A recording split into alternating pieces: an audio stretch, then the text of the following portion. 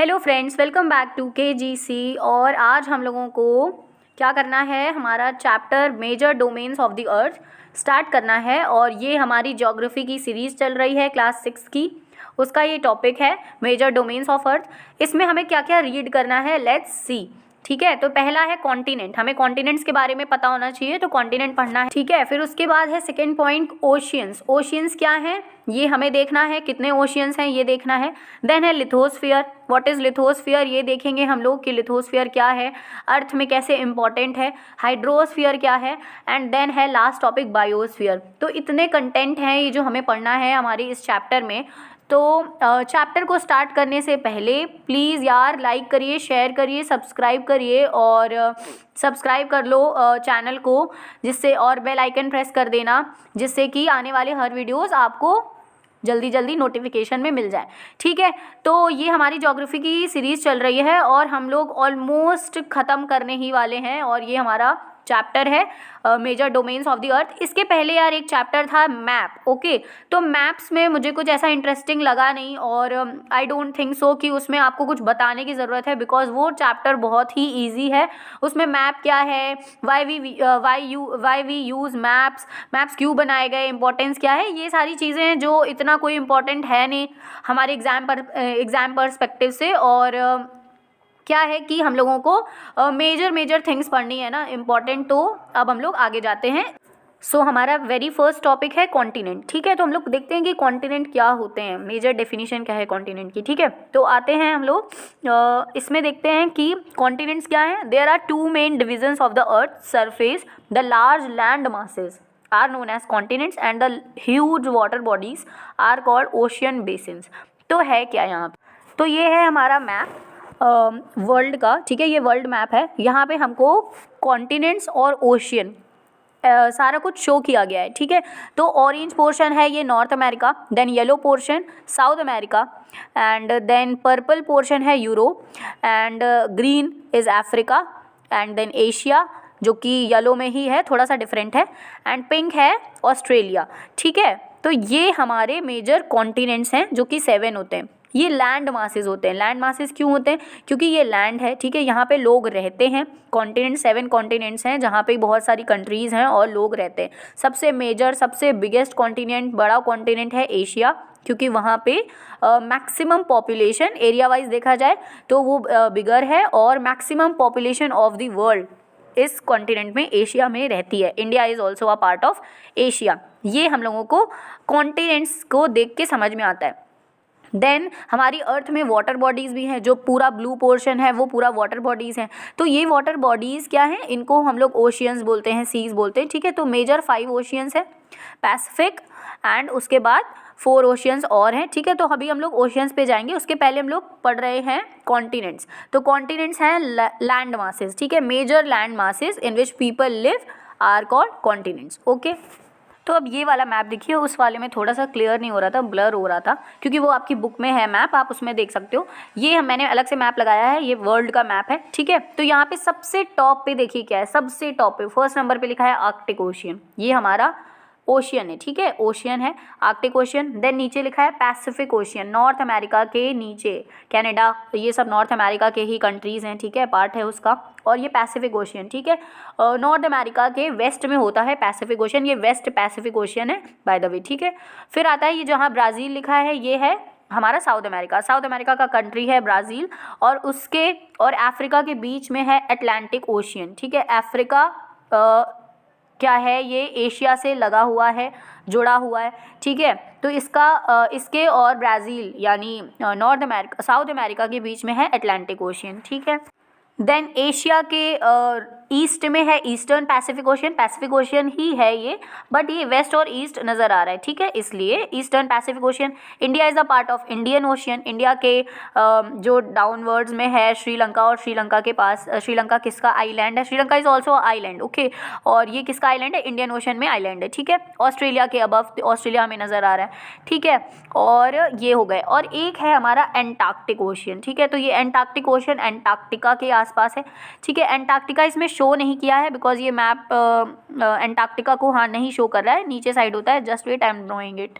तो अब आते हैं इस पिक्चर पे, ठीक है। ये पिक्चर मैंने क्यों लगाई है, क्योंकि अब हमें यही पढ़ना है। ओशियंस और कॉन्टिनेंट्स हमारा हो गया, तो उसको हमने पहले इसलिए पढ़ा है ताकि हमारा बेस जो है ना वो डेवलप हो जाए, ये लिथोस्फीयर, बायोस्फीयर, एटमॉस्फेयर, हाइड्रोस्फीयर पढ़ने से पहले, ठीक है। क्योंकि मेजर चीज़ें वो तो पता ही है ना हमें कि हाँ कॉन्टिनेंट्स हैं, ओशियंस हैं, ठीक है। अब उसको और क्या बोलते हैं, बिकॉज अर्थ में ये सारी चीज़ें हैं, अवेलेबल हैं, ठीक है। तो अर्थ में अब क्या है, ये लिथोस्फीयर है, ठीक है। Lithosphere is the land. L for lithosphere, L for land. Lithosphere is the part of land. It is a land in which people live, in which we live. Okay, ये है lithosphere. Hydrosphere, hydro is the word which connects with water. ठीक है, तो hydro जो है word वो कहीं पे भी आए तो वो समझ लीजिएगा कि हाँ ये water से connection है इसका। तो hydrosphere is the part in which water is there, ठीक है।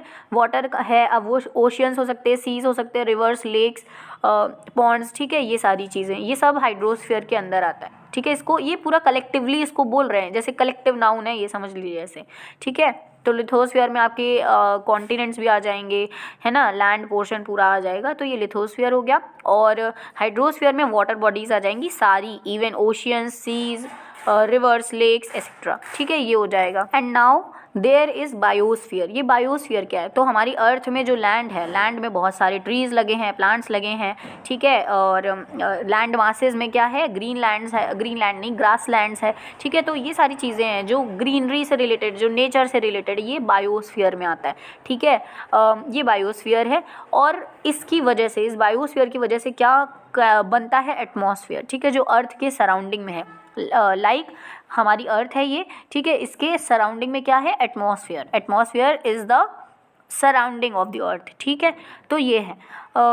अब ये चीज़ें हम लोगों को आगे पढ़नी है कि हाँ ये लिथोस्फीयर में क्या आता है, एटमॉस्फेयर में क्या आता है, हाइड्रोस्फीयर में क्या आता है, बायोस्फीयर में क्या आता है। तो हम लोगों ने देखा कि लिथोस्फीयर जो है उसके अंदर कॉन्टिनेंट्स एंड ओशियंस आते हैं, ठीक है। कॉन्टिनेंट्स आते हैं majorly because it is a land part, okay, land part में आता है। हाइड्रोस्फीयर क्या है, हाइड्रोस्फीयर में जितना भी वाटर है, वाटर एरियाज, जो वाटर बॉडीज़ हैं, ये सारी हाइड्रोस्फीयर के अंदर आती हैं। बायोस्फीयर क्या है, बायोस्फीयर में क्या होता है कि सारे फॉर्म्स ऑफ लाइफ आते हैं, ऑर्गेनिज्म, ठीक है, माइक्रो ऑर्गेनिज्म, एनिमल्स, प्लांट्स, ठीक है, ट्रीज़, ये सब क्या है, बायोस्फीयर का हिस्सा है, बायोस्फीयर का पार्ट है, ठीक है। और क्या है हमारा बचा क्या, एटमॉस्फेयर। एटमॉस्फेयर में क्या है, हमारी जितनी भी गैसेस हैं, सराउंडिंग्स हैं, डस्ट पार्टिकल्स हैं, ये सारे एटमॉस्फेयर में आते हैं। एटमॉस्फेयर एक प्रेशर लगाता है अर्थ पे, ठीक है, जिसकी वजह से क्या होता है कि अर्थ जो है वो बाइंड अप रहती है, ओके। तो ये एटमॉस्फेयर है। नाउ मूविंग ऑन, अब जल्दी जल्दी से देख लेते हैं हमारे चैप्टर में क्या है। बेसिकली ये पूरा पार्ट जितना भी चैप्टर में लिखा है ना, फर्स्ट पेज में, ये सब हम लोग देख चुके हैं, बस इसको रीड आउट करते हैं, ठीक है। तो क्या है, the surface of the earth is complex zone in which three main components of the environment meet, overlap and interact। और वो three main components कौन है, lithosphere, atmosphere and hydrosphere, okay. तो lithosphere is the solid portion, solid portion means land portion जहाँ पे लोग रहते हैं। Atmosphere is the surrounding, the gaseous layers forms the atmosphere, okay. अब इसमें गैसियस में गैसेस बहुत सारी हैं, ऑक्सीजन मेजर है, नाइट्रोजन है, कार्बन डाइऑक्साइड है, अदर गैसेस है। सबसे ज़्यादा अमाउंट में होती है नाइट्रोजन 70%, 78%, ओके। 21% है हमारी ऑक्सीजन, एंड 1% में बहुत सारी गैसेज आ जाती हैं, बहुत सारी, CO2, N2, नाइट्रोजन मीन्स, ठीक है, बहुत सारी गैसेज हैं, वाटर वेपर्स भी उसी में आ जाते हैं, ये सारी है। हाइड्रोस्फीयर क्या है, hydrosphere is a area which covers water bodies, ठीक है, जितनी भी वाटर बॉडीज़ हैं सब हाइड्रोस्फीयर का हिस्सा है। अब आपके आसपास जितना भी वाटर है या अर्थ में हमारी जितना भी वाटर है वो सब हाइड्रोस्फीयर का हिस्सा है, ठीक है। Biosphere is the living form of the earth, जिसमें plants, animals and micro organism, सब कुछ, ये सारा चीज़ें क्या है, बायोस्फीयर में आता है, ठीक है। और ये सारी चीज़ें मिल के हमारी अर्थ में होती हैं, अर्थ को कंसिस्ट अप करती हैं, ठीक है। लिथोस्फीयर में है continents, there are two major divisions of the earth, एक है कॉन्टिनेंट, एक है ओशियन, और कॉन्टिनेंट्स जो है वो लिथोस्फीयर का पार्ट है। अब एक चीज़ है कि जो सी वाटर है, ठीक है, तो सी वाटर का जो लेवल है वो एवरीवेयर, हर जगह सेम होता है, ठीक है। तो the level of sea water remains same everywhere, इसीलिए उसको हम लोग ज़ीरो लेके चलते हैं अबव उसके, ठीक है। जैसे ये हमारा सी वाटर है और लैंड हमारी थोड़ी अबव होती है ना, लैंड से थोड़ा आपको स्लोप में चलना पड़ता है तब आप सी पे पहुंचते हो, ठीक है। तो जो लैंड का एलिवेशन है उसको हम लोग सी वाटर के लेवल से मेज़र करते हैं कि सी वाटर ये है तो ये 0 है। अब इसके मीटर्स में आप कितना ऊपर जा रहे हो, हाइट मतलब जो है लैंड की, वो आप सी वाटर के लेवल से मेज़र करते हो। लेट्स से कि आप माउंटेन की चढ़ाई कर रहे हो, ठीक है, तो आपका कितना आपने चढ़ाई कर ली है, तो माउंटेन का जो लेवल है कितने हाइट पे हो वो सी वाटर के लेवल से ही मेज़र होगा, है ना। तो ये कॉन्सेप्ट था और इतना ही आज हम लोग पढ़ेंगे और इसके बाद हम लोग नेक्स्ट वीडियो में नई चीज़ें देखेंगे।